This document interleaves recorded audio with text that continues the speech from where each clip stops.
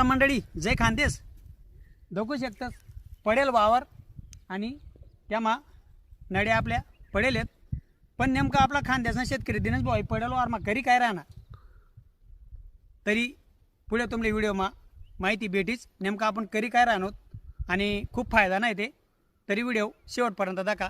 तरी युथ आपल्या जी माहिती आहे ती माहितीवर बघू शकतास. आपला ज्या ठिबकना होल आहेत किंवा जडिंग पाणी पडस त्या पूर्ण असं सफेद उजालेत. कॅमेराला भाऊ दगाड अशा प्रकारे आपली नळीनं जे छिद्र आहे ते बऱ्याच ठिकाणी आपला ते क्षार युक्त उजाले. त्यामुळे पुढे जे आपण जे आपलं पीक लावसू त्यामुळे जो प्रॉब्लेम आहे तो येवायला नको जुजे.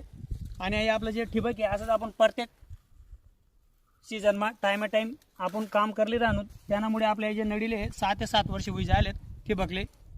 तरी आता पुढे आपण जे काम करा ते नेमकं कोणतं करी राहणं ते बी पुढे दकाले भेटी.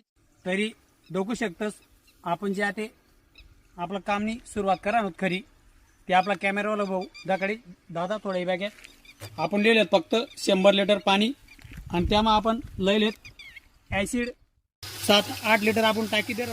तरी आता आपण फक्त 100 लिटर पाणी लिहिले आणि आता आपण थोडं चालू दिसूत आणि पुढे कशा प्रकारे आपल्या नड्या क्लीन व्हायलेत ते बी तुम्हाला पुढे माहिती भेटी. तरी बघू शकतास आपण जे 100 लिटर पाणी होतं अर्धी टाकी मग आपण 8 ते 9 लिटर ॲसिड टाकी दिनतं आणि ते टाकानंतर आपण पूर्ण पाणी आणि ॲसिड जावानंतर 100 लिटर लगेच आपण 3-4 मिनटं मोटर बंद कर दिली. आणि त्यांना फायदा काय आहे आणि पुढे आपण बंद कशामुळे करेल खूप चांगली माहिती आहे. तरी आपला कॅमेरावाला बहुधाकडे बघू शकतोस.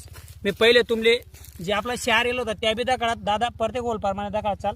अशा प्रकारे आपलं होल क्लीन विजायलेत बघू शकतोस तुम्ही. प्रत्येक नळीना अशा प्रकारे आपलं जे काम आहे ते विजायले.